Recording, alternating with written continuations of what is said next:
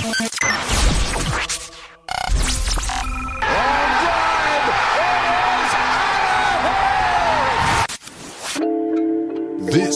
is the Vet Alumni Podcast with Tek Prem.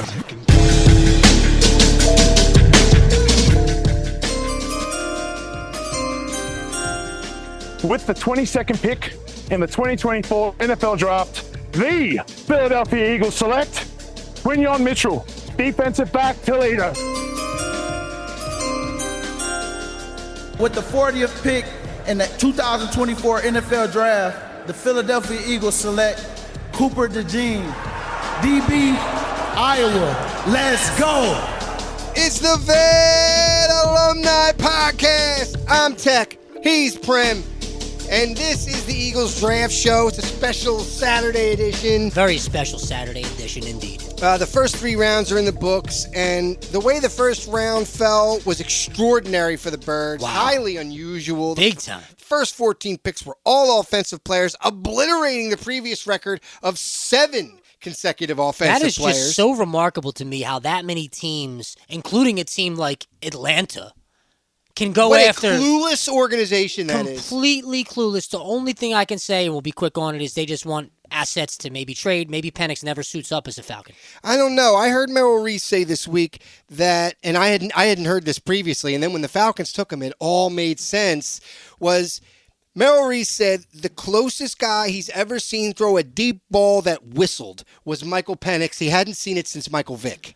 Interesting. He said Michael Vick was the only guy to do it, and the only guy since then has been Michael Penix. Okay, So all right. the Falcons taking Penix, it was like, oh, I guess they saw what Merrill saw. They heard the whistle. They heard the whistle, and they said, yo, we got to get back to that Vick era. They were probably the most consistent with that Vick era. I mean, they had Matt Ryan, but it wasn't sustained. No, and to your point success. though, Tek, with 14 guys offensive, you know, the Birds haven't taken a cornerback in the first round in 22 seasons. And you know, similar. Sheldon.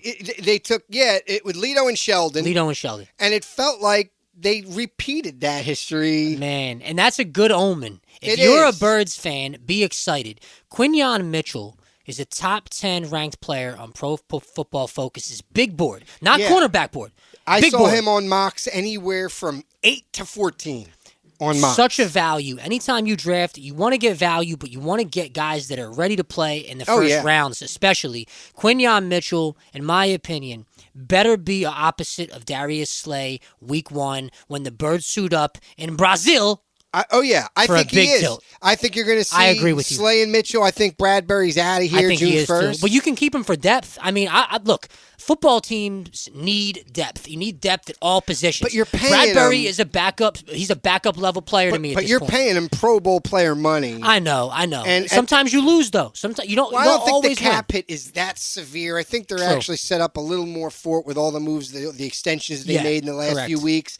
I think that they're set up now to absorb a little bit. I don't know if it's somewhere between 5 or 10 million. It's nothing on a crazy. cap. It's nothing too crazy that they can't absorb. But they might move him. Hey, look, I have no problem with moving Bradbury today for an extra 4th. I don't either, but you know, they have 3 4s, 3 5s, and a 6. We'll so they're know set soon. up today. We'll know soon on the show, Tek, what the Birds do in the 4th round. We're going to cover a little bit of it. Look, when the first defensive player came off the board at 15, I knew that not only were the Eagles going cornerback, but they were going to have the pick of the litter. They were going to be able to choose which corner they wanted. And at that point on the board, and I think I heard John McMullen say that the board for the Eagles, the top guys were Mitchell, Arnold, Latham, and DeJean. DeJean. So, funny thing about DeJean, I did a mock draft show last week with some Giants guys, including the legendary producer Pete Rock, Tek. Shout out to Pete Rock. And my mock had DeJean going to the Birds at 22. Right. And then I did have Cooper Beebe going, which he almost fell to us. And I feel like they would have nagged Beebe for some O-line depth. Almost fell to us. He went to Dallas, of course. And then I had us take an edger and Cooper. But am I happy with Mitchell and DeJean? I couldn't be more happy with the result of this draft because this team just needs to put a slightly above average defense on the field with superior offense, and you're probably going back to the NFC title game. Well, Minimum. I hear you. I mean, look, they came into the day 2, second round, pick 50. They see the first 7 picks come off the board. On every board, CBS.com, ESPN, NFL.com, everybody's best available going into day 2. Number 1 was Cooper DeJean. Love it, man. So when absolutely love it. When they saw the first 5, 6, 7 picks, and he wasn't one of them. You got to take him. They moved up 10 spots. This kid can play anywhere in a secondary. I personally... He's small, so he's kind of like a safety. He's a safety. I put him next to CJ, GJ, DeJean. And Sidney Brown. They're your safeties with Reed Blankenship now being a... Maybe this year he's your third, but future fourth safety. Tek, can I ask you one question? When was the last time, as a Birds fan, you could legitimately look someone in the face and say, during the NFL draft, the Birds are set at safety? Yeah, they're set at safety. What may potentially set at safety. Unreal. And potentially now set at corner. Now the big question mark today is linebacker. Where do people land in the secondary, obviously? What role are they really going to have? That's a question. Right. And linebacker is kind of a mishmash. You got Dean coming back. Hopefully, I'm still hopeful that Nakobe Dean can grab and re-grasp some of the talent that he showed on the field at Georgia. He was Howie's pick. Howie's living and dying by him. I think Howie thinks that way too. He's thinking... hopefully Dean can get back. And look, the way they're drafting, at least with that third round, which we'll get to in a second, you can see that he doesn't think linebacker is as big of a need as everyone else does. Well, you brought Devin White in, who I think has some gas left in the tank as well. Well, he's only 26. He had a bad situation. I'm telling you, we talked about it before. I firmly believe in the change of scenery philosophy. So do I. Big time. And this guy needed it 2 years ago, let alone last year. And that's why he's had 2 really, really bad. Last year he was the worst rated linebacker in football. Right. Zach Cunningham was graded aberration. higher. That's an aberration. I agree with you. I think that Devin White, with a renewed energy, a renewed fire and passion for the game. And he needs to be coached harder, and Fangio could be that guy to do it. And one thing that the guys always say that have won Super Bowl rings like Devin White has, when you win that first one, these guys say you're really itching to get back and get another one. Yeah. And he knows what we have on the offensive side of the ball. He's probably really excited. He has to be. He has to be. A couple years in the league, like you said, he's been kind of berated a bit. Yeah. By the media, and I think that he's really going to be able to grab some of that fire again, because he's going to look around, he's going to be on the field at the link. The expectation is Super Bowl. And he's also looking at the front office and seeing what they're doing draft-wise and saying, they're not drafting anybody to come take my spot. Not yet. I'm here. Not yet. Not yet, anyway. So Trot Jr. could be on the way. He's not going to take his spot, though. No. And I think if they would have done it, they would have done it. But we'll see. They could do it today. I thought the same thing last night, and we tweeted the same thing, actually, simultaneously. Yeah. Thinking at 94. I assume this was tried. I think most of the fan base who was educated on the draft would have agreed with you, but I think, bro, that they are thinking he's maybe there at 20 today. He could be. He could be there by their second pick. He could be. So I think that's why they went with, kind of a project pick with the kid from Houston Christian, Jalyx Hunt. Yeah. I know you're going to get to it. Yeah, Probably a Fangio pick, but measurables off the chart, just a little undersized. Yeah, a little undersized. So they move out of the second round now they get out with DeJean, and he was supposed to be a top 20 first round pick. So now you got 2 first round grade corners. Value. Tremendous value. And people can say, well, why 2 corners? You only needed 1. Well, because they chose the 2 best players on the board. The best available is what they went with. I'm a best available guy. Tek. Yeah. If when the Birds picked, if the best available was going to be a tackle, give me that tackle. Yeah. If the Birds pick, if the best available was Brock Bowers, give me Brock Bowers. Yeah, exactly. That's how I approach it, because Howie, of all GMs, Howie works with his assets probably as good as the top 5 GMs in football. Yeah. So you just want assets. You I want agree. guys that teams want and will want. And if you have a surplus at a position, you know what? That's a good thing. That's not a bad thing. I agree. These teams that reach for guys they don't need, which was a lot of reaching. A lot in of this reaching. Draft. A lot of reaching. Like, I'm looking at this on my phone because you know me, I'm a baseball guy. I got the Phils on. I'm following the draft. I'm following the draft tracker. You know me, I had it the opposite way around. That's fair. I was checking in with the Phils. I saw all the home runs. I didn't do the 2 screens thing. I only do 2 screens thing when there's 2 games. I did the 1 screen, got the Phils on. I got the Birds draft. I got the whole draft tracker on the phone. Draft tracker. I'm fine with that. You know, I get the announcements are cool. I like seeing. I did catch Warren Moon come out. I caught Darryl Green come out. Oh yeah, I love seeing that. I love seeing it too. But it's an unnecessary spectacle. I thought the Washington Commanders, all the analysts after the end of the day, because they had so many picks in the second round, I believe it's overblown. I think they went quantity over quality in that second round with those picks. And but they're looking good, though, man. I think they're looking good. Yes, they're looking good. They changed the you face. got Austin Eckler. They had a there. decent first round too. Yeah. But that second round with all those picks, they chose quantity over quality. They did. And I think they're being way overrated. Their draft is being way overrated. Well, we know it's still an experiment down there. You know, they got the young kid from LSU, right, Daniels. Yeah. Who's that's a great pick. It's a great pick. He's going to be a very good quarterback in the league, and it kind of is a little crappy that the Birds got to deal with him twice a year now. But realistically, let's be honest.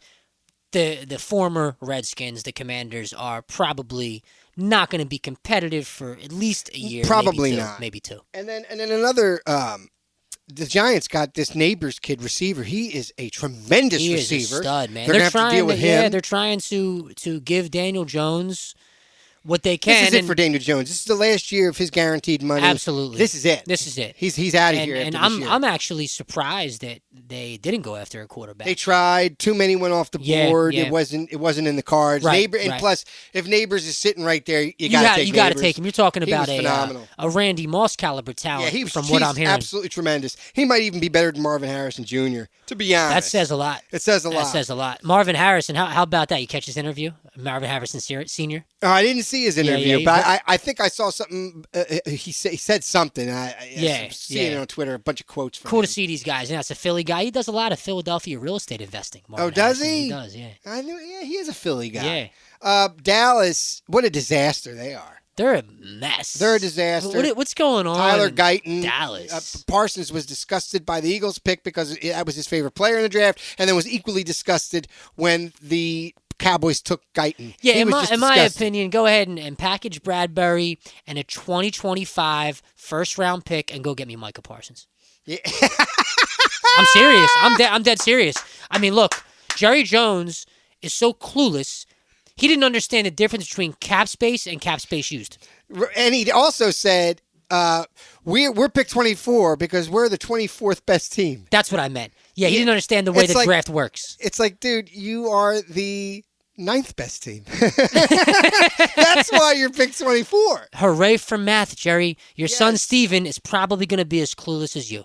Yeah, exactly. Who he is. Look at his face. When they're in the draft room, they zoom in on him, and it's like the face of an idiot. That's the second worst father-son ownership combo behind the Davis family. The Davis family. Al Davis, Raiders. Oh my God. His what son. A disaster his son Raiders actually. are. I heard that they actually literally put a dollar store bowl on his head before they cut the bangs. Yeah, I hate that haircut. I hate it. But look, they got Brock Bowers. Yeah, but we know that's where careers go to die. I know, but hopefully. Who's the quarterback in Vegas? Good question. They traded Carr. He's a Saint. Yeah, that was last year. Garoppolo got released. Yeah, I don't know who's throwing Brock Bowers. Aiden O'Connell. Hey, no. Again, nobody. AFC Championship. AFC Championship. All right, back to the Birds. So I didn't think the Eagles or Howie Roseman had the cojones to take a cornerback in the first round. Let alone 2 in the first 2 rounds. Man. So a phenomenal job. Now, third round, let's get to it. They traded back, accumulated picks for today, so it'll be a busy day with 3 4s, 3 5s, and a 6. Love it. So with the 94th pick in the third, they draft edge rusher Jalyx Hunt, an undersized developmental project. But look, I can accept this because me too. Even though, look, Fangio saw him at the Senior Bowl. He loved him. He invited him for a top 30 visit. After the meeting, he told Howie, I need this kid here. I want to develop him.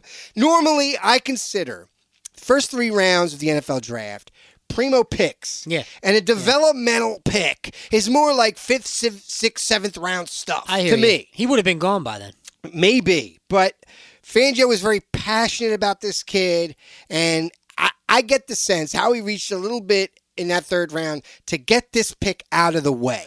Let's get more picks in the 4th and the 5th so that I can get my scouting guys in here in the morning. We can go over our board. We can start seeing who's passionate about who, and we can figure out with all these remaining picks. Let's get Vic's pick and flexibility out of the way. Yeah, and flexibility. Now, if Howie wants to, he can take 23 and 32 in the 4th round, and he can move into the top 5 or 10 in the 4th round if he wants to get a guy. Maybe he can. And, on the topic of Jalyx Hunt, who I watched some tape on him last night, and I was pretty impressed with his explosiveness. Very small school. He's facing Yeah, they're playing obscure. 60-year high school guys. I know. But, Walter football's been around for a long time. They graded it an A. They had some very impressive things to say about him, that they actually had him going to the Birds in the 2nd round. That's Walter football. I know that other boards had him at 200, like you had mentioned. Right. But, the bottom line is it a horrible pick? No. Were there better options? Sure. But are they going to throw him into a defense that now has a lot of dynamic up front? Yes. Absolutely. A lot of dynamic there. Now, he's probably a couple of years away from really getting significant playing time. Yeah, special teamer. So he's a special teamer, and they lost a bunch of guys, Bradley, and they lost a bunch of guys that were special teams guys. Yeah. So he will contribute. I think so. To special team. I think so. I'm just really excited about what they're going to do in the 4th, and I'm really also excited to hear what Breland Moore of Fox 29 has to say. Yes. Because I think she's going to be excited too. Well, we will hit the vet line with our girl Breland Moore from Fox 29's fantastic sports show. But first, brought to you by the Fairless Hills Academy of Music, it's time for Vet Fact. This is a Vet Fact. Well, Tek, April 28th, 1985, a time when the Phillies franchise was really on a downturn towards some massive mediocrity. They entered this game against the Chicago Cubs 5-11, and they would win 3-2.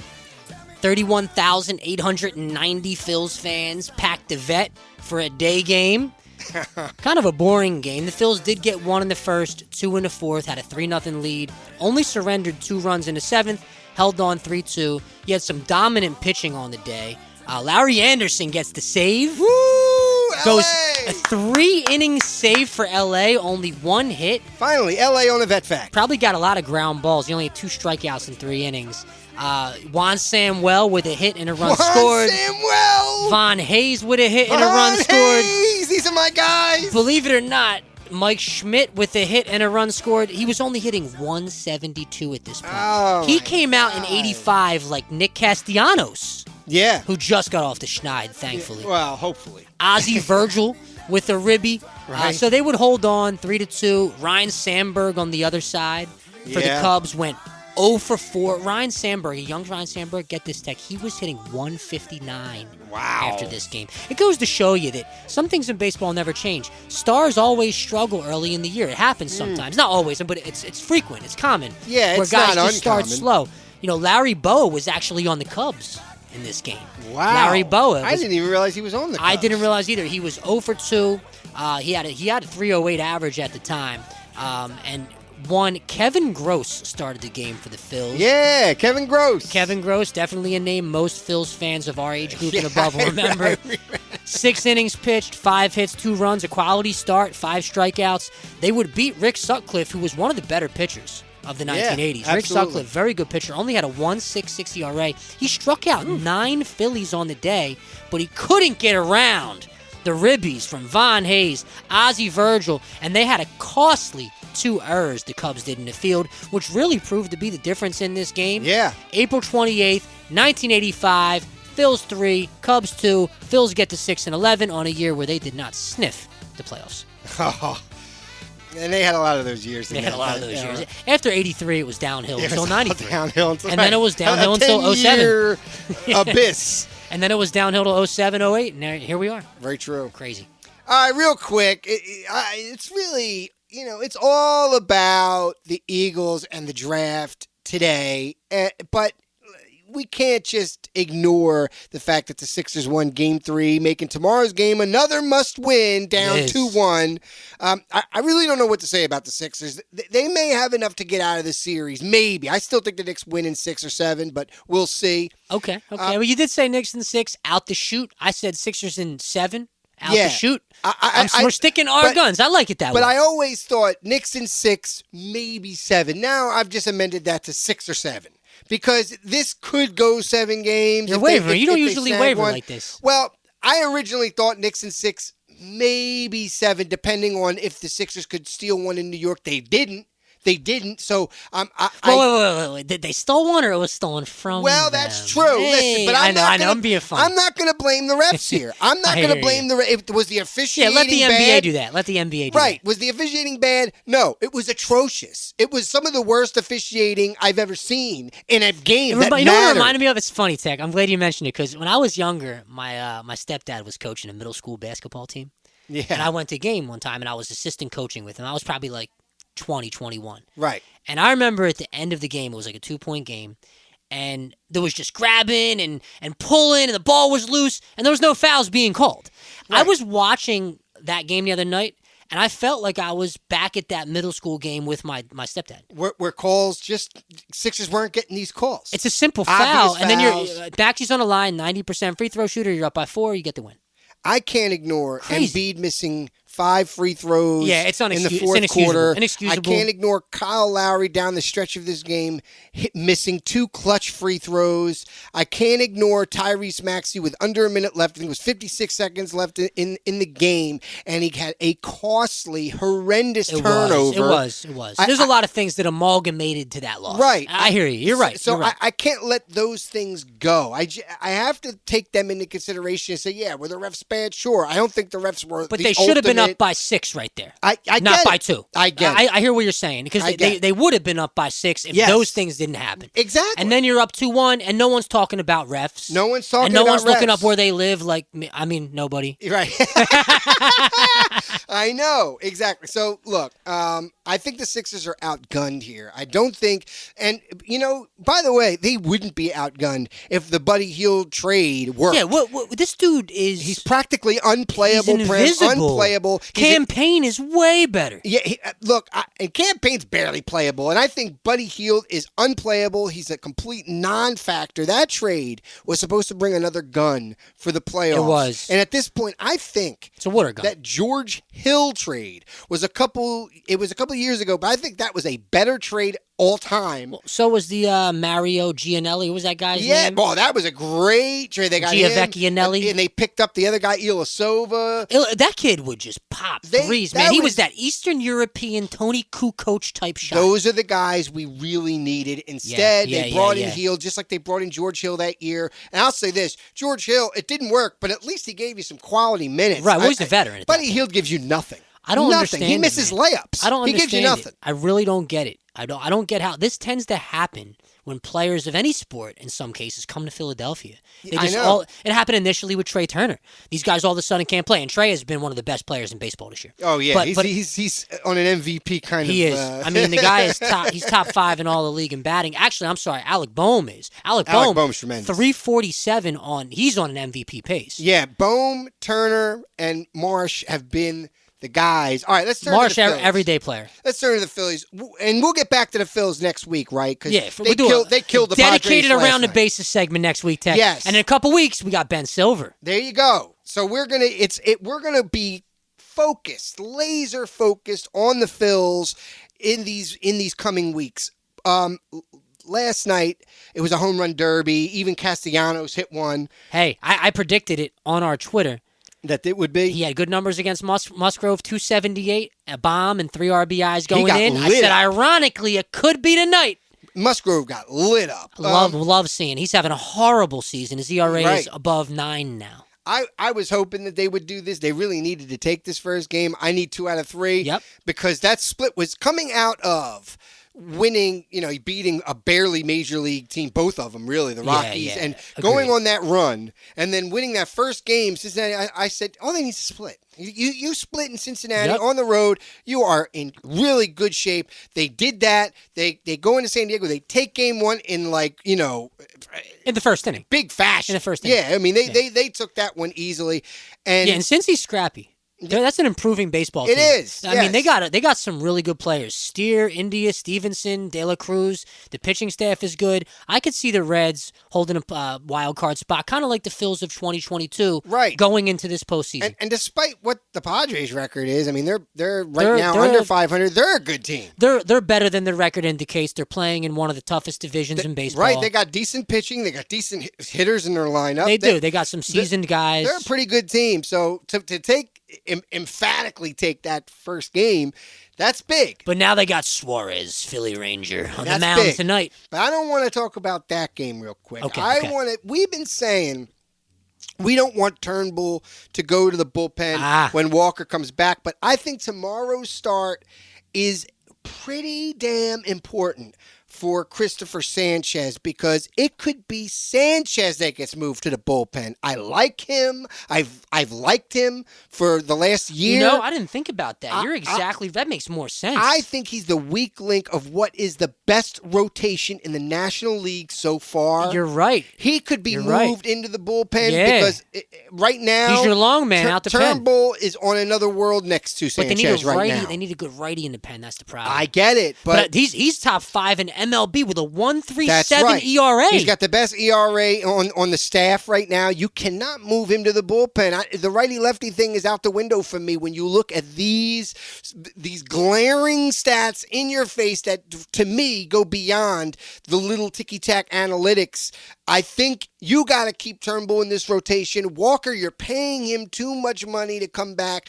I believe that when you look at this rotation now, you're seeing the guy in the spot of Walker. I believe Walker gets paid fourth starter money. He's going to come back, and he's going to be your fourth starter. Turnbull will continue to be your fifth starter. Sanchez has to move to the bullpen. He's the guy. He's the weak link of this staff. He's the only guy I can point to and say who's had multiple bad starts. One horrendous start, another one that wasn't a great start. Pretty bad start. He pitches around things well, though. He gives up a lot of walks. He's not bad. I like him. He gives up a lot of walks. He had a devastatingly horrendous start and a bad start. He did. He's the only guy I can point to on this staff that has had 2 bad starts. Everybody else, Nola had 1. Wheeler had a not so great start, but every to be honest, every Wheeler start's been solid. Suarez has been lights out, outstanding. Yeah. Turnbull has been pretty much the same. Yeah. So I look at Sanchez and I'm like, well, he's the only guy that has had 2 bad and when starts. you have the best rotation in baseball, that's enough to get you ousted from that rotation. That's how I think. That's what I'm thinking. I think they probably don't want righty back-to-back in the rotation, in the back of the rotation like that, though. Back-to-back. I know they don't. In the front of the rotation don't matter because you have studs. I know. Do you really want 4 righties in your rotation? No, I get that. I don't. That's the issue. I'm just looking at, who's the better guy. I hear you. A good pitcher's a good pitcher. Who do I trust more? But when teams can go left-handed heavy on you and have more success at the back of your rotation. I look at Turnbull, I'm like, how in the world can you move a guy with the best ERA on the best rotation in baseball, in the National League at least? How can you move him to the pen? How? It's pretty wild. Yeah, I mean, look, when you have a plethora of riches, sometimes you have some gold in the pen. Unless you slow walk Walker. Unless you slow walk him back. I know he's supposed to get the next spin in the rotation. He's coming back. Yeah, he's coming back. I just... Yeah. You're probably going to see him against the Angels, I would imagine, right? I guess. Because now you're on the 3 today.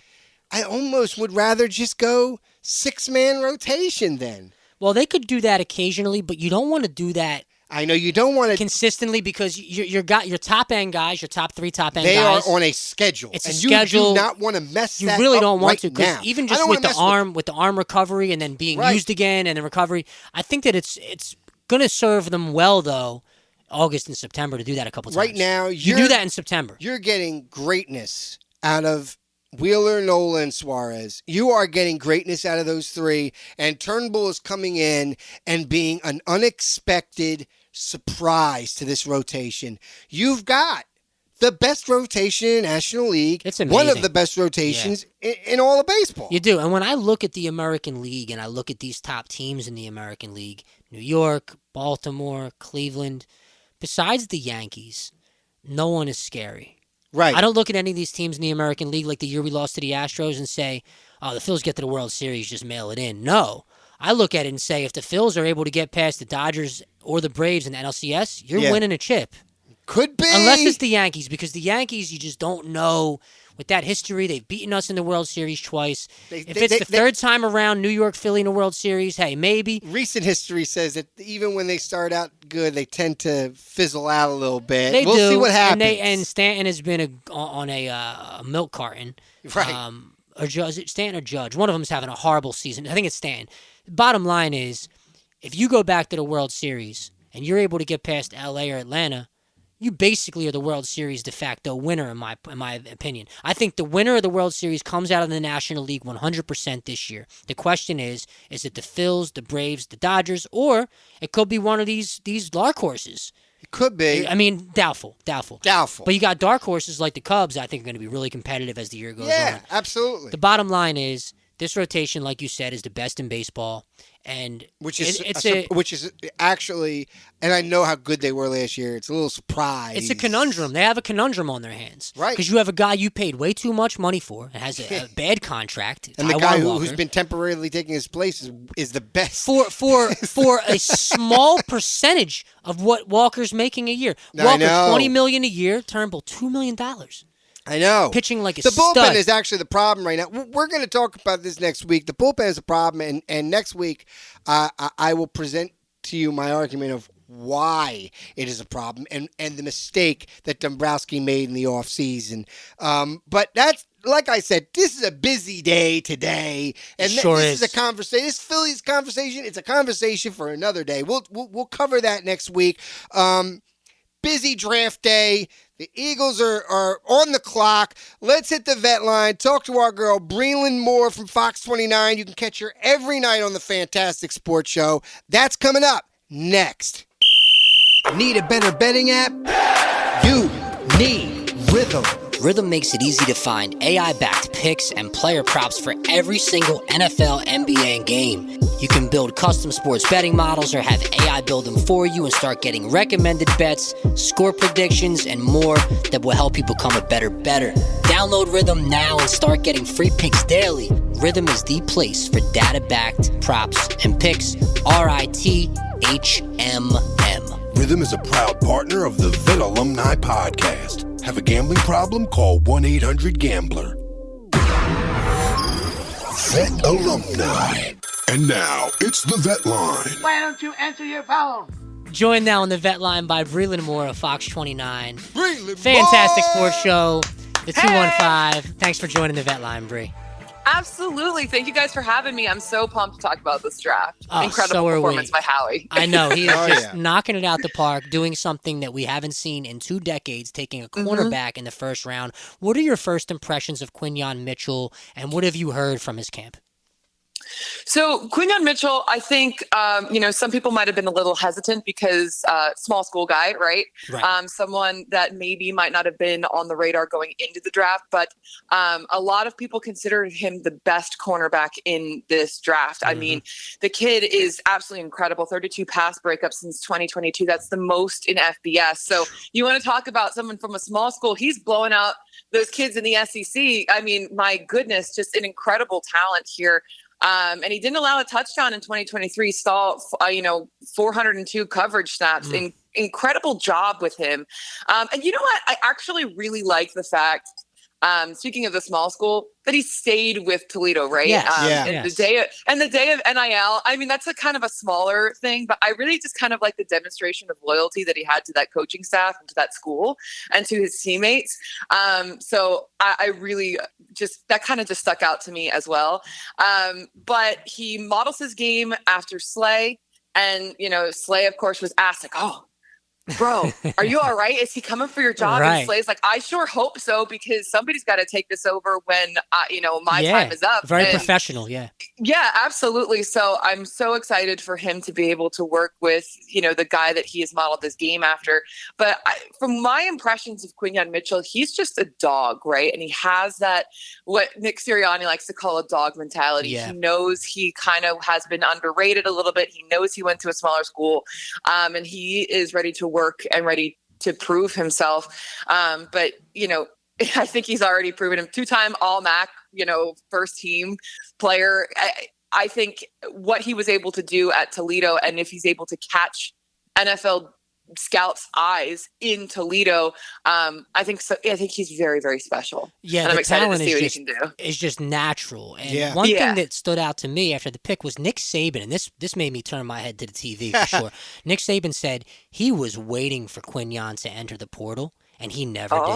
So Saban was targeting him to bring to Alabama. Mm-hmm. That tells me all I need to know. Right. I don't need to know anything else once I hear Nick Saban praise the pick. And then on the heels of that, you move up 10 spots from 50 to 40, and you get a first-round graded corner, another first-round graded corner, and Cooper DeJean, who probably would grade like an NFL safety. Same question, but for Cooper, and where are you at with what position you expect him to be at?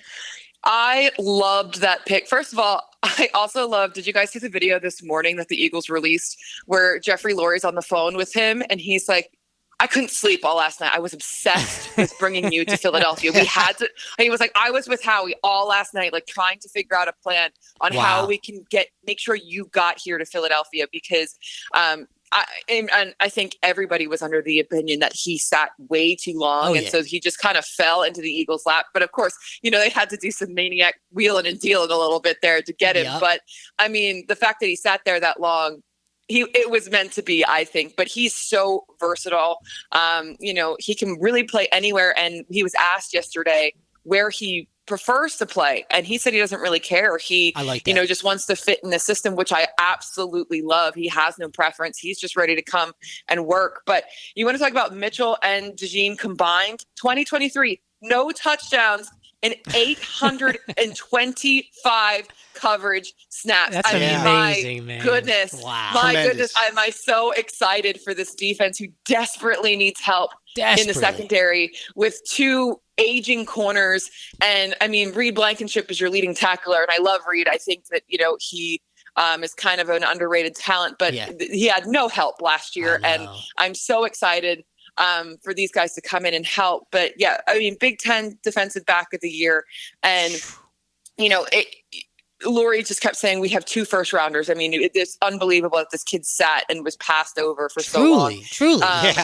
And so the two of them combined, oh my goodness. I mean, it really helps soothe the mind, I think, not just of me, of everybody that watches this team and covers this team, because the secondary was just the glaring liability here. And I'm so excited that they got some help, and in an unexpected way. I mean, we, as you said, this hasn't really happened in 2 decades, and Howie hasn't really paid attention to that area really in the higher rounds of the draft. But then again, we all also said that he wasn't going to pay a running back, and in comes Saquon Barkley. I know what is happening this year.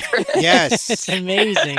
He's doing the unlikely. He's changed his philosophy a little bit. Yeah, I love it. I think it's amazing, and I think he has to kind of tailor to what works for this team. And I'm really excited on both sides of the ball, but especially with these 2 kids coming in. I mean, my goodness, I'm so happy. And also, guys, did you see the video of Cooper DeJean at his draft party? I did, actually. Again, a minor thing.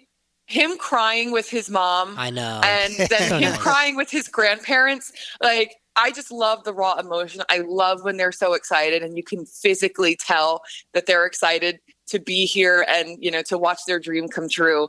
And so that I was like, oh, I love this kid. A good Midwest Christian boy. I think he was a little shell-shocked he didn't get picked in the first round, because, the money's different in the first round. That's a good point. I think he was a little shell-shocked. That's true. I really, And not just him, a lot of those guys who went in the first 15 picks because they didn't think that run of offensive players was going to go like it did. And it pushed a bunch of really good players to the second round. It did. They were expecting first round money. So bizarre. Yeah, that was bizarre. And I was a little surprised at some of the I don't know, guys.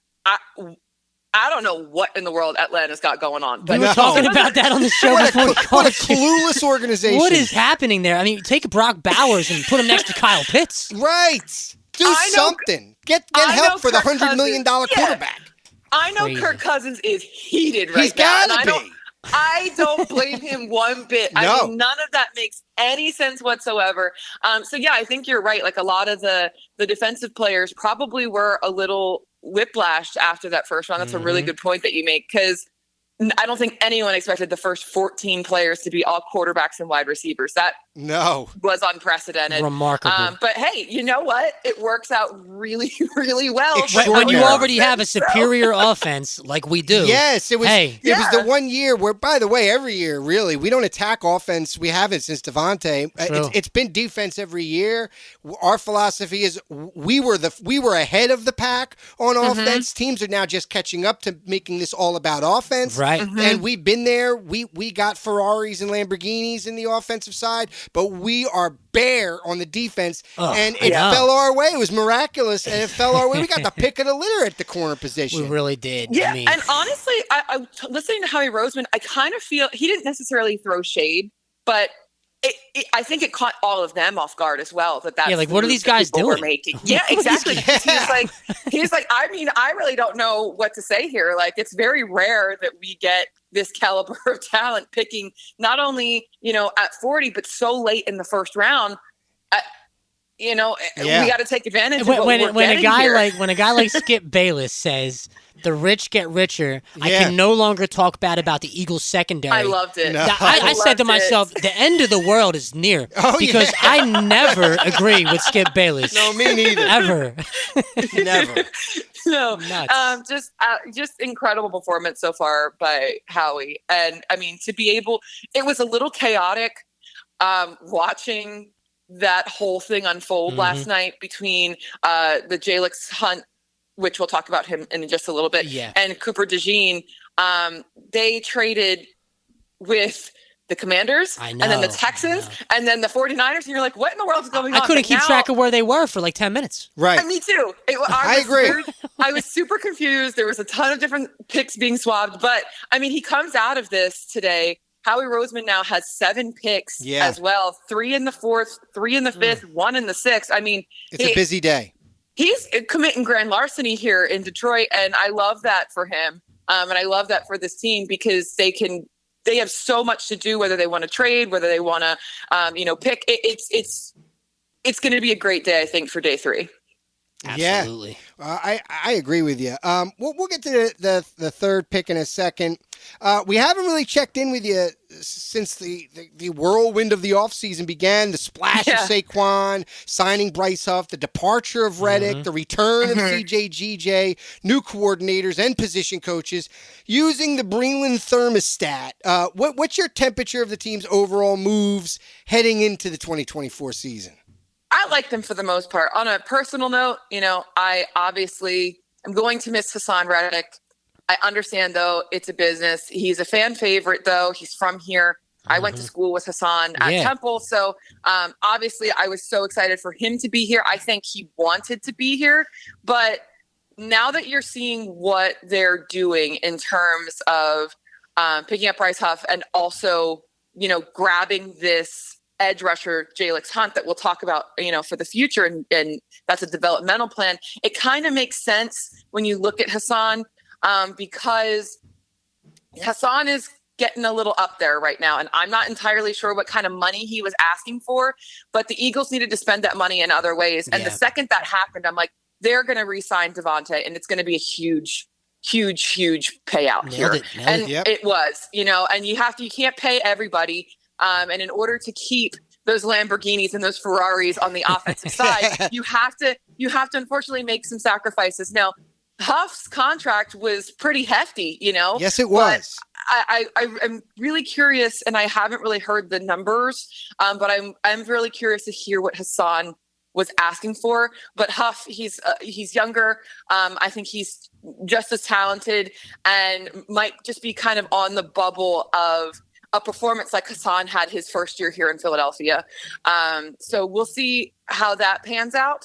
But overall, I think the Saquon Barkley move was incredible. And by the way, shout out to his small, beautiful little cutie daughter, Jada, who is like, so Daddy, does this mean we can win now? That was phenomenal. A+, cannot choke slam a team anymore. Like, I know. Immediate love. But I also love that for Saquon on a professional level. I think, he has been wasted. That talent has been wasted in New York for so long, and he hasn't really been able to thrive because he's been their main guy. They haven't really had an offense like the Eagles. I mean, not even close. And during his entire career, so to watch him in a stacked offense where there's so many different options, I think he's really going to shine. And also, this is home for him. So I covered Saquon in high school at Whitehall High School. Nice. Yeah, I actually did his national signing day when he committed to Penn State. Wow. I was 22 and he called me ma'am, so didn't really like that one too much. But that is good stuff. That's a really cool memory for you, I'm sure. Yeah, but high caliber athlete, but high caliber person as well. Yeah. And just really, really great quality of human being, which I think is also really important. And I think he's going to fit in really well personality-wise with this team here too. So I was really, really happy with, the extensions that we have seen with, not to be amiss, CJ Gardner-Johnson. Yes. Welcome back. Huge.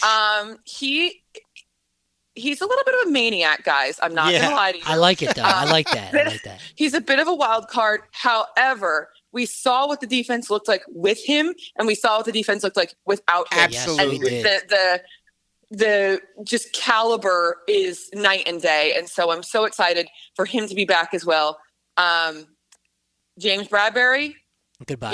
Goodbye. You are the weakest link. Goodbye. Your time is not. I love you. He's a great person, but it's time to pack the bags. Yeah, probably. CFL, I mean, they might keep him for depth, but Tech made a good point when I said that. He's like, you're paying him too much for depth. I get that. Yeah, he's a pro. You're paying him Pro Bowl starter money. It's unfortunate. I mean, he just after that Super Bowl loss, he never recovered. No, he's just kind of dipped. And, I mean, look, in all fairness, Patricia moved him on to man, and he got obliterated in man coverage. That's a position where if you lose even a small inkling of confidence, you're toast.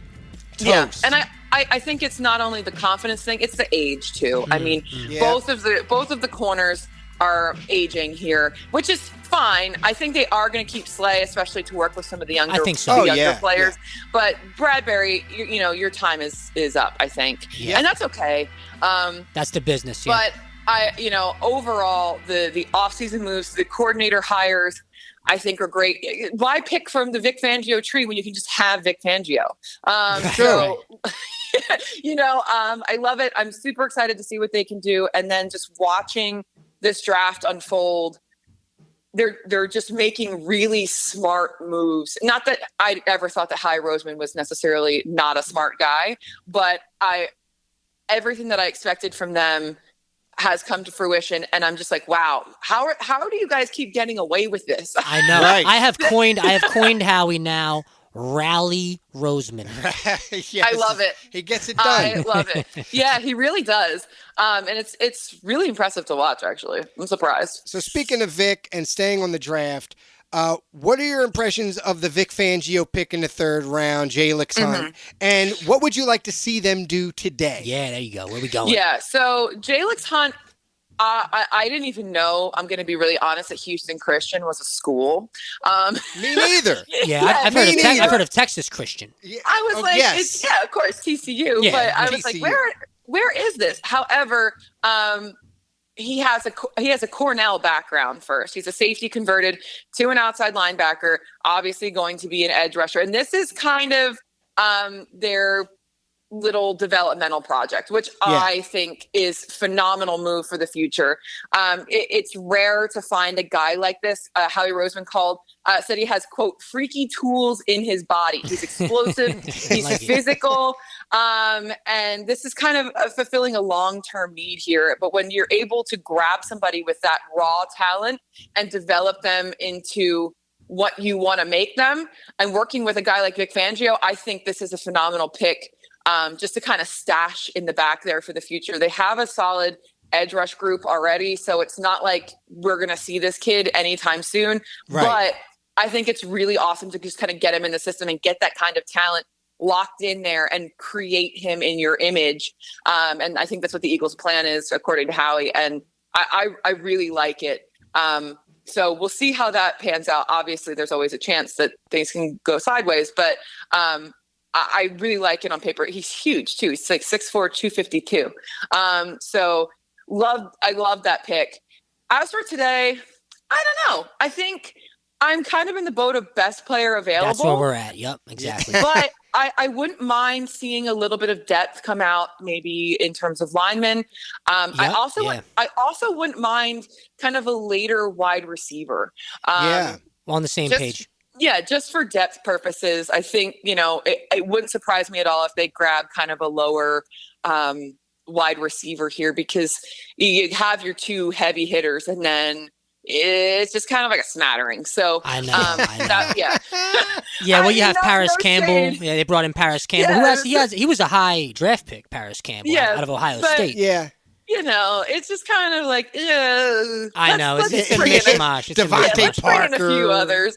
So, I'm excited to see what they'll do, but obviously best player available first, but it wouldn't surprise me if we get, some linemen here and there, a receiver, whoever Howie, thinks he can fleece out of other people, because it seems to be. Exactly. That's the MO.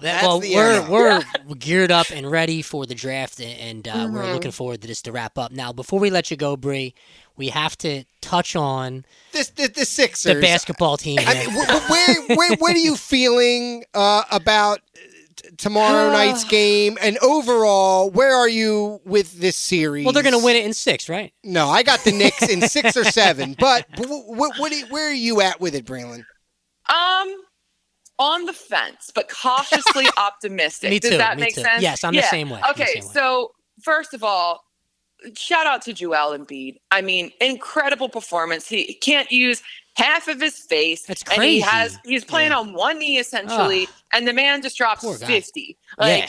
So just incredible for him. However, Embiid has done quite well this series. Tyrese Maxey, of course, has been a dog this series, but the rest of them, I mean, look at that game too. Kelly Oubre, 4 points. Tobias Harris, 10. It's hit and miss. Are you kidding me? I know. And I know that this might be an unpopular opinion, but everyone was like, "Oh, they lost that game because of the reffing and the officiating was terrible." Which, yes, okay, but it shouldn't. It's the same mentality that I had about the James Bradbury. Yeah. It's until the league says, but the NFL didn't say that wasn't holding. The NBA came out and said, "Hey, Sixers probably should have won this game." Yeah, it's the blaming the holding call on losing the Super Bowl, and it's like there were a million different things that should have been done before you even got to that minute mark. And I agree. It was a terrible call. I look at it this way, right? It's 101.99. Yeah, Kyle Lowry. It's 101.99. Kyle Lowry missed clutch free throws. He missed 5 free throws. Yes. And Maxey had a stupid turnover with under a minute left. Yeah, they got nervous. Yeah. I still think they win the series in 7. That's my take. Wow. I think we'll see Sixers how it goes. in 7. Yeah. I think I need to see them come together again tomorrow night. Yes. Or tomorrow afternoon. Yes. And if they tie this series up, I'm all in again. I just don't know. I can't necessarily say that the momentum has shifted or anything has changed until they tie this series up. If I can see 2 back-to-back solid performances from this team against the Knicks, all right, we're back up now. Like, we're all in. But until then, I don't know. So the jury's out for me. I really want them to win because I don't know if you guys have been dealing with Knicks fans, but horrific. They're delusional. They're like Giants fans. They're the most delusional. It's really bad. But let me just put this on the record, though. My entire life here in Philadelphia, going to all 4 sporting events, anytime I've ever gone to any New York Philly game, whether it's in New York or Philly, there's always a healthy mix of both fans because it's New York and Philly. Yeah. Why was that a talking point this week? Well, because there wasn't a healthy mix of Sixers fans in New York and MSG. Are you sure? Was there? There was a small section, but here there was like 40 All right, I get it. People are upset. People are fired up. It's a moot point, though, because nobody's beating the Celtics. Let's just put that. Right. I agree.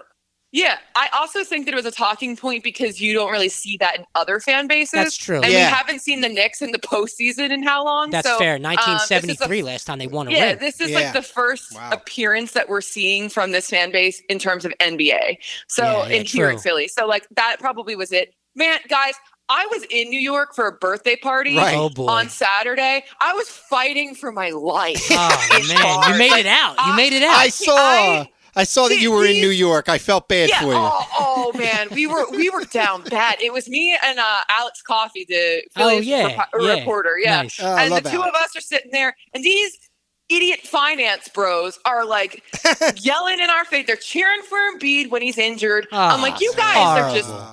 I'm just gonna have to fight all of you and go to jail before we even get to this birthday party because I had enough. And ever since then, I was like, I want nothing but the worst for this fan base. So I desperately do want the Sixers to do well, even this thing up, go up and get one in the Garden, at least one, and then we'll go from there. But they're a pathetic fan base. They got to take care of business tomorrow afternoon, guys. They do, and they will, and I'm excited to see Joe back out there, and God bless him. I mean, dealing with that ailment. I don't trust him, but God bless him.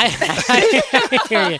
On that note, Bree, we really appreciate your time today to talk the draft and the Sixers, and maybe we're talking about some more Howie steals on Wednesday night on the Fantastic Sports Show. There you go. I hope so. I'll see you then. All right, see you soon. Thanks again. Bye, of course. That's the great Breland Moore, Fox 29. Awesome talk. All right, A.J. Brown, he gets the extension. The Eagles make him the highest paid wide receiver in football, $84 million guaranteed. You lock it up. You lock up guys on your offense now for the next 4 or 5 years that are studs across the whole skill position schematic per se. And, the question is, are they going to stay healthy? And can the offensive line maintain its performance? Yeah, because, listen, this was a big deal. You extend Devontae, and then you got a lot of people talking about, well, now AJ's going to be unhappy. AJ was not unhappy, okay? No. I believe that this extension wasn't really about Devontae Smith as much as people want to believe it is. I believe this was more about Amon St. Brown, who got that. He got the deal that reset the market. It's wait a minute. You heard about that, He's not the top receiver in football getting this big money. So I believe they locked up A.J. Brown, first of all, because they wanted to lock up him and Devontae for the same amount of years. It makes a lot of sense. And it really is kind of affordable. $84 million sounds like a huge number. For what the Eagles are working with, it's it's not terrible. No, it's not terrible. Because you have a superior offense. Right. Okay. Compared to most NFL teams. So while we were talking to Breland, some action took place here. Sure did. The Eagles were supposed to pick at 120 overall. They traded that pick back to Miami for a 2025 third-round pick. So they added 3 next year. Yeah, I like it because I look at these accumulation of picks when you do moves like that as trade deadline ammo, or next year, now you have 2/3. Maybe you can flip those into additional second. So you can never have too many picks or assets, as some people don't like them to be called, because you don't know what another GM is willing to do and for what. That's true. Then they moved back to 127. We were monitoring this closely as we were talking to Breland. At that point, they traded the next pick, the 127. They traded that to the Texans and added a 2025 fifth-round pick. Same deal. I mean, people would say, why are you trading a 4 out of a 4? I'm sorry. They moved back. Yeah, they moved back to 27 in exchange for 23. Right, for 123. 27 is the pick that it looks like that they're going to make here.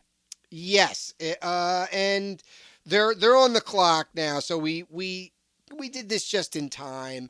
Timing is everything, Tek. And that's very quickly. The Eagles, the pick is in, and we're going to wait to see what it is here. Here we go. The pick is in. They're actually making the pick. They're making the pick as we speak. All right, the Eagles select running back Will Shipley from Clemson. Ranked 5th overall at the Combine in athleticism score here at Tech. It says 85 was his rank, his score, and his total score, 75, ranked 7th. A guy that can catch the ball at the backfield as well. Yeah, I mean, before we started recording the show, we had a conversation about their needs. And one that we kind of brushed under the rug, even after we talked about it, was who's their third running back. And we couldn't name him. Because they didn't re-sign Boston. Right. So we're sitting here thinking O-line, D-line, possibly linebacker Trot is out there. Right, it seems like they really don't want anything to do with Jeremiah Trotter Jr. is what I'm gathering. Because he's another tweener. We already have Nolan Smith's a tweener, Nakobe Dean's a tweener. You already got tweeners. I think Bryce Huff, to be honest, is a tweener who could have a breakout year at that position. He could be, but you've got tweeners all over this defense. I don't think they want another one. Will Shipley is probably going to end up being your kick returner or your punt returner as well. 2022 all-purpose and specialist first ACC player to ever pull off that triple first-team all-ACC running back and all-purpose and specialist. No one had ever done that. Paul Hornung Award finalist, most versatile player. He led the team with 1,182 rushing yards in 2022, and last year, honorable mention all-ACC. Yeah. Look. Now we have, 3 threes next year. We have a 4 now. We have 3 5s. Hopefully he uses that. A lot of flexibility. Well, now, as we look ahead to the 5th round, which we'll recap, next week when we recap the whole draft. Yeah. You're looking at having the 17th pick in the 5th round, the 29th pick in the 5th round, and also the 36th and 37th. It's safe to say they're not picking 4 guys in the 5th. They're probably going to do another trade-out scenario, I would imagine. Although, maybe we're wrong. Maybe Howie just decides that he had a lot of 5th-round talent that he wanted to look at, and he wasn't so enamored with the 4th-round talent. He got his one guy he wanted to get in the 4th round. He started to run on the running backs in the 4th round. Because a lot of running backs went after Shipley, almost successively if you look at the board. Yeah, I mean, he must have looked at this 4th round and totally been unimpressed, not enamored. Very interesting, by these guys on the board. Yeah. Because I'm sitting here thinking, well, with 6 guys, I know we're not going to draft 6 guys, but we're going to draft 4 guys, right? No. Look, good offense, a great offense, got a little better with a guy that has multi-purpose use. You can use him in the slot. You can use him out the backfield. You can line him up as your punt returner, your kick returner. And if, God forbid, if Saquon has a knee strain or a calf strain or he's just out for a game or two, whatever it may be, you got Gainwell and now Shipley that can probably shoulder the load between the two of them and do the job effectively when you consider the receivers you have and the quarterback you have, which can, if you need him to, serve a running back role as well. He turned 3 picks today into 3 picks next year and 1 pick today. So, look, I'll take Will Shipley. I think, I don't know. I don't know much about Will Shipley other than, he's a speed guy. He's a white guy, a white running back. It's kind of rare. Yeah, kinda for the rare. Eagles. Probably since the 50s, for God's sake. Most likely. So I'm trying to scan in my brain for the last white running back we had that was like, not that that's really a big deal. No, we're making fun of it. I'm just bringing attention to the fact that it's a white guy. I mean, who knew? Kind of rare. And a white corner. I mean, what's going on here? Hey, look, it's a new world. So, all right, Will Shipley, like I said, he's fast. He's kind of a speed guy more so than a power guy.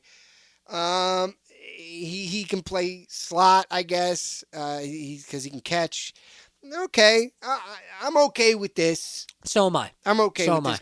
Comes from Clemson, a reputable school playing against top-tier talent. All right, you know what? I'm okay with this. And now you don't have to worry about, going out and getting a veteran running back who you're probably going to end up overpaying for. Yeah, I don't even know who you would get at this point. There's always guys on the market. I haven't looked at it, but, there's always bodies out there that can tote the rock. I don't even know, after signing Saquon, if you really need another veteran guy. You probably don't. I think they're going to roll with Saquon, Kenny G, and now all aboard the Shipley Yeah, all aboard the Shipley.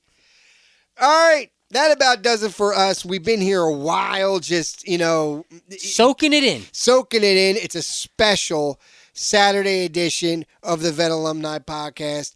We will do a full recap of all the rounds. We sure will. Next week, where we will get back to the Phils, and hopefully the Sixers will have some good news for us. And important to note, next week's guest, Tyler Zulli of Fly. Yes. Tyler Zulli's our boy. It's good to have him back. Absolutely. In a new capacity. Yep. And also, Prem's picks will return. Well, I'm 3-3 headed into next week. Woo! Clean slate. Clean slate. 500. Trying to make it shift towards above 500. Yeah, exactly. We will see you next week. Vet Alumni.